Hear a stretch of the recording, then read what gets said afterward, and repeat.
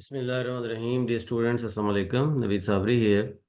आज हम 26 अगस्त 2024 मंडे के डॉन एडिटोरियल्स को एनालाइज करेंगे। और इसमें सबसे पहले है डिलेड फंड्स। डिलेड फंड्स का बेसिकली जो कॉन्सेप्ट है वो ये है कि आईएमएफ से हमें जो $7 बिलियन की एक डील चाहिए, जो 37 मंथ्स में पूरे होंगे, उसके लिए हमें गारंटीज नहीं मिल रही।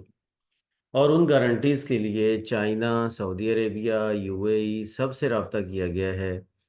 और ये वो तीनों पाकिस्तान के दोस्त हैं, दोस्त कंट्रीज़ हैं कि जिन्होंने हमेशा पाकिस्तान की मदद की है, हमेशा पाकिस्तान के साथ चले हैं। लेकिन अब ये सब रिलक्टेंट ही नज़र आते हैं। मतलब ये है कि एक तो ये होता है कि आईएमएफ की डील हासिल करने के लिए ये तीन कंट्रीज़ ऐसे हैं कि जो शुरू से हमारी मदद करते रहे हैं। कभी ये कि हमारे अकाउंट में पैसे रखवा के, कभी ये कि जो हमारे जो कर्ज इन्होंने हमसे लेने हैं उनको रोल ओवर करके, ताकि वो इस दफ़ा उसकी इंटरेस्ट की इंस्टॉलमेंट ना देनी पड़े, नेक्स्ट टाइम देनी पड़े। ठीक है। इस तरह से वो आईएमएफ का कॉन्फिडेंस जो है वो हमारे ऊपर शो करते रहे हैं, और वो मतलब उसका शो करने की रीज़न बनते रहे हैं।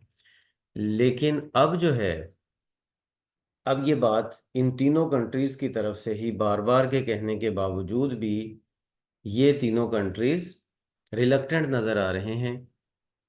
इसीलिए आईएमएफ ने अपनी जो एग्जेक्टिव बोर्ड की मीटिंग है, जो 30 अगस्त को होनी थी, उसमें से पाकिस्तान का नाम निकाल दिया है। यानी कि फ़िलहाल वो पाकिस्तान के केस को डिस्कस नहीं कर रहे, क्योंकि उनको सीरियस कंसर्न्स हैं और उनको गारंटीज़ नहीं मिल रही कि अगर वो कर्ज़ा दे दें तो बाद में उस कर्ज़े की वापसी का क्या बनेगा। सीरियस गारंटीज़ उन्हें नहीं मिल रही, ये इशू है। और उसके बाद ये है कि इन कंट्रीज़ ने हमारी जो इस्लामाबाद की बेसिकली तो जो रिक्वेस्ट है उसको उन्होंने टर्न डाउन कर दिया है और रिजेक्ट कर दिया है कि वो ये वाला जो हमारे स्पोर्ट यहाँ पे इस पॉइंट पे नहीं कर सकते। और ये भी यहाँ पे याद रखने की ज़रूरत है कि पाकिस्तानी गवर्नमेंट ने वो 2 बिलियन अरेंज करने की कोशिश की। वो 2 बिलियन पाकिस्तान के ख़जाने में, $2 बिलियन पाकिस्तान के ख़जाने में लाने की कोशिश की, जो कि आईएमएफ ने शर्त लगाई थी कि हम 7 बिलियन तब देंगे जब ये आपके पास पहले से इतनी अमाउंट मौजूद होगी। तो हमने सऊदी अरब से कहा कि $1.5 बिलियन आप दे दें, और $5 बिलियन जो हमने मिडल ईस्टर्न बैंक से कहा। लेकिन उनमें से कोई भी इस पर राज़ी नहीं हो रहा, जिसकी वजह से आईएमएफ ने फ़िलहाल हमारी इस डील को पेंडिंग कर दिया है, और सितंबर में जो हमें पैसे मिलने थे वो अब फ़िलहाल नहीं मिल रहे। और इस हवाले से अगर देखा जाए तो पाकिस्तान, जब भी आईएमएफ की डील हिस्ट्री में पाकिस्तान ने ली है, तो बहुत सारे ऐसे कंट्रीज़ जो कि यूरोप के भी कंट्रीज़, और दूसरी तरफ ये जो तीन कंट्रीज़ हैं, चाइना, यूएई और सऊदी अरेबिया, ये भी हमेशा से तैयार रहते थे और हमेशा इन्होंने हमारी हेल्प की। लेकिन अब जो है वो ऐसी सिचुएशन बन गई है कि अब वो नहीं कर रहे। वजह क्या है? वजह है पाकिस्तान की जो इस वक्त जियोपॉलिटिकल सिचुएशन है, और पाकिस्तान का decreasing geopolitical influence. Decreasing geopolitical influence का मतलब ये है कि अब हमारी बात कोई नहीं मानता, अब हमारी बात सुनता कोई नहीं है, क्योंकि हमने इंटरनेशनल लेवल पे अपने आप को इस पॉइंट तक पहुंचा लिया है, जो कि तकरीबन 1 साल पहले जिस पे श्रीलंका था, और उस पॉइंट पे आके फिर श्रीलंका ने बैंक्रप्सी डिक्लेयर कर दी थी। अब ये जो बैंक्रप्सी डिक्लेयर कर दी थी उन्होंने, पाकिस्तान उस पॉइंट पे पहुंच चुका है। और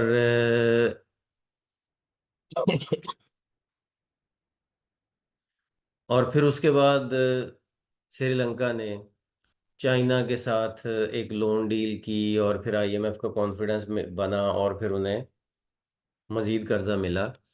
तो अब पॉइंट ये है कि सिचुएशन पिछले पिछले समझ लें कि 3 साल से, फॉर लास्ट 3 इयर्स, सिचुएशन ऐसी बनी रही कि पाकिस्तान की फॉरेन पॉलिसी टोटल इस चीज़ पे बेस करती थी या करती रही है, और आज भी ऐसे ही है। पिछले 3 साल से ये चल रहा है। 3 साल वही हैं जो कि इमरान खान की गवर्नमेंट को हटाया गया और उसके बाद फिर ये सिचुएशन बनी। उसमें क्या फॉरेन पॉलिसी हमारी रही? How to borrow and from where to borrow, मतलब कैसे कर्ज लेना है और कहाँ से लेना है। तो न्यूज़पेपर कहता है कि अब ये सिचुएशन बहुत ही मुश्किल बन गई है, और स्पेशली हमारे वो कंट्रीज़ जो हमेशा हमारा साथ देते रहे हैं, अब ये उनके लिए भी नाकाबिले बर्दाश्त बन गया है। तो इसलिए हमें सोचना चाहिए और हम अपने पाँव पे खड़े होना चाहिए। और ये जो खैरात है ना, इससे हम हमारी जान छूटनी चाहिए, और कम से कम ये होना चाहिए कि जी हम अपने पाँव पे खड़े होने की कोशिश करें।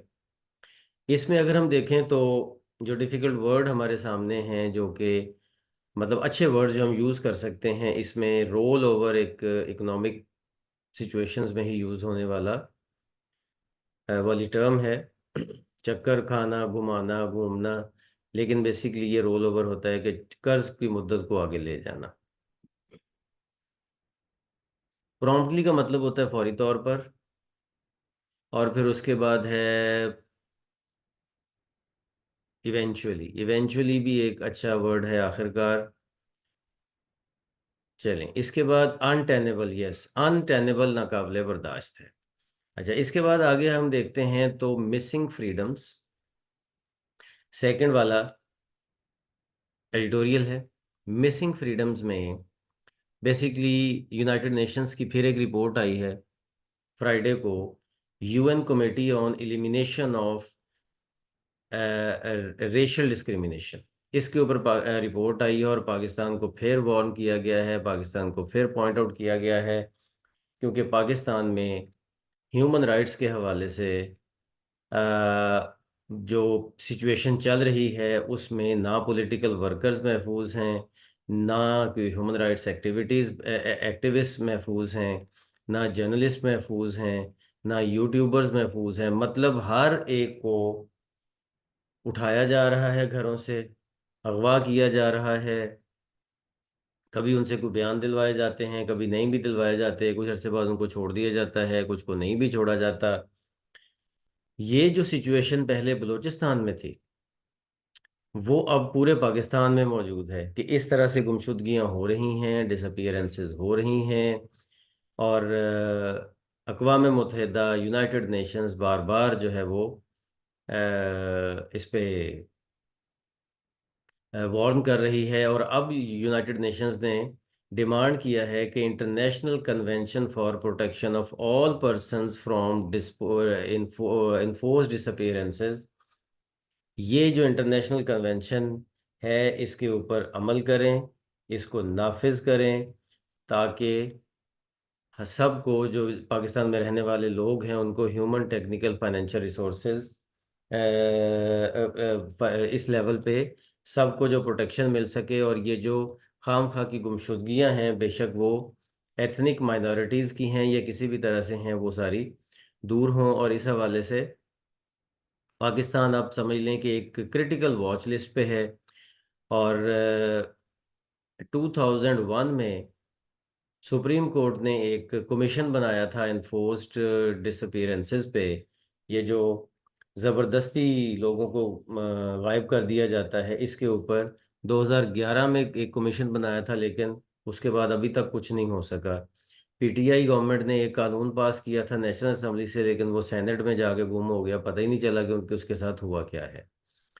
तो अब ये न्यूज़पेपर कहता है कि नाओ पाकिस्तान को अब ख्याल करना चाहिए और पाकिस्तान को गौर व फिक्र करना चाहिए।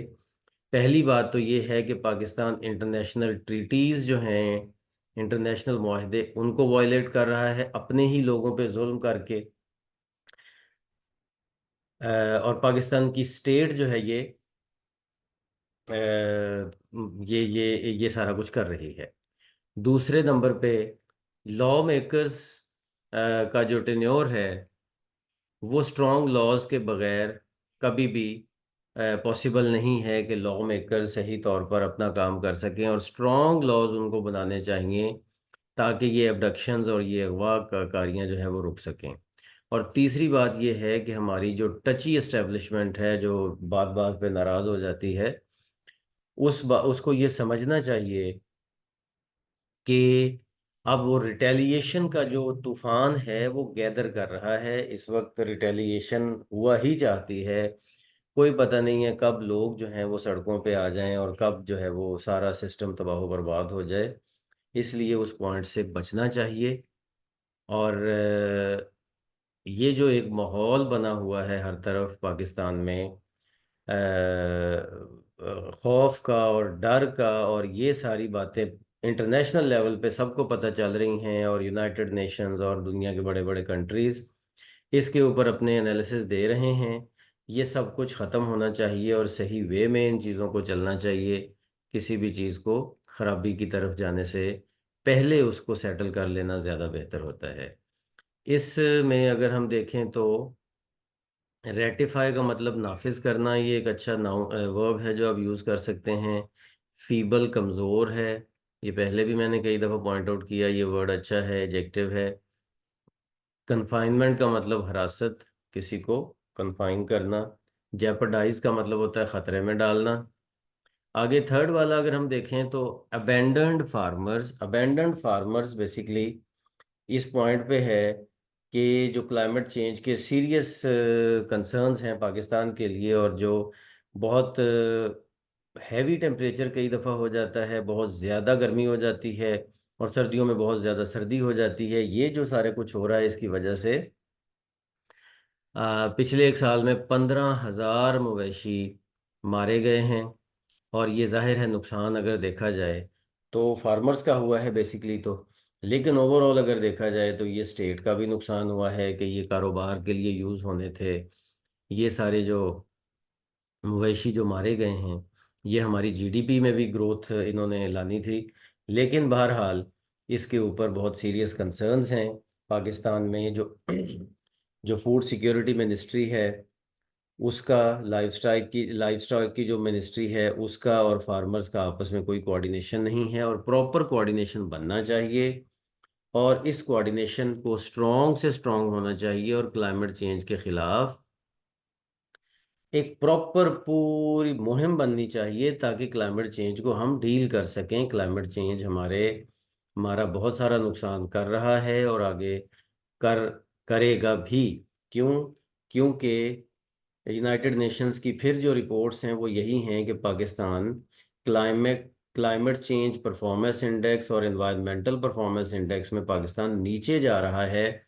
हालांकि पाकिस्तान बहुत ज़्यादा अफेक्टी है इस सारी चीज़ों का, लेकिन इसके बावजूद भी पाकिस्तान इसके ऊपर एज अ स्टेट कोई स्ट्रॉन्ग कमिटमेंट शो नहीं कर रहा, जिसकी वजह से आगे फ्यूचर में बहुत ज़्यादा नुकसान होने का खदशा है। तो इसलिए पाकिस्तान की स्टेट को चाहिए कि अपनी पॉलिसीज़ में क्लाइमेट चेंज को प्रायोरिटाइज करे, उसको टॉप प्रायोरिटी रखे, ताकि चीज़ों को सही तौर पर सेटल किया जा सके, हमारे माहौल को इंसानों के रहने के काबिल भी बनाया जा सके, और जानवरों के लिए भी, और सब लोगों के रहने के काबिल बनाया जा सके।